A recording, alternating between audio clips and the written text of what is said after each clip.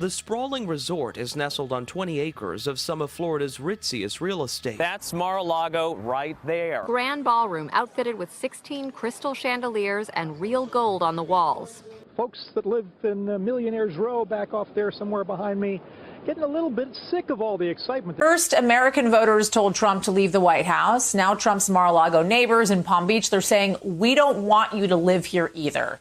They're trying to enforce a 1993 agreement letting Trump convert the estate into a private club on the condition that nobody lives there. There's a lot of distrust in this community about Donald Trump because he has sued the town of Palm Beach. Donald Trump's organization and the club have not so far consistently complied with the agreement that we're talking about. Florida leads the country in cases of the UK variant. Miami reporting the highest test positivity of all major cities this past week. The message people are getting from the governor and others is that they shouldn't have to worry about this. Yeah. And where is the governor, Republican Ron DeSantis, as the variant spread? I watched as Joe Biden went up. He was just at a fundraiser in Mar-a-Lago with Donald Trump. This is sounding like somebody who is heeding what some of his own advisors are saying, what Trump's advisors are saying, which is DeSantis may run against you, even if you decide to run. Florida Governor Ron DeSantis topped former President Donald Trump in a poll taken at the Western Conservative Summit in Denver. Even those online betting things where you bet for the presidents had DeSantis ahead of Trump. The activists, whether they're evangelicals or whether they're money people, they're quietly moving towards putting their money on DeSantis. Trump without the gold toilet, meaning you don't have all the bling and the flash. What you've got is a governor who for a lot of the base stood in the breach. They all say he's Trump with all the things we love about Trump and none of the liabilities so far.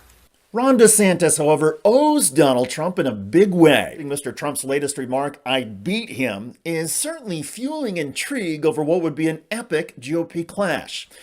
But in my view, a Trump-DeSantis battle for the Republican Party is probably not in the cards. And here's why. When Ron DeSantis ran for governor 4 years ago, he was a relatively unknown three-term member of Congress.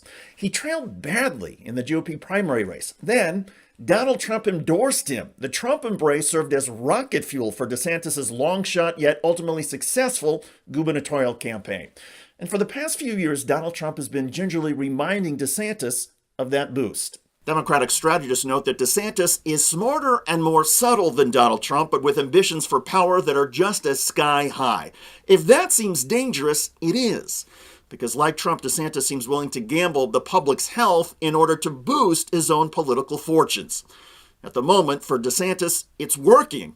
Although one can imagine that amidst the spring break chaos and COVID-19 variants, nobody is praying harder than DeSantis that it does not create a catastrophe. But if you faced a Republican like Ron DeSantis in the primaries, what would it take for you to beat him?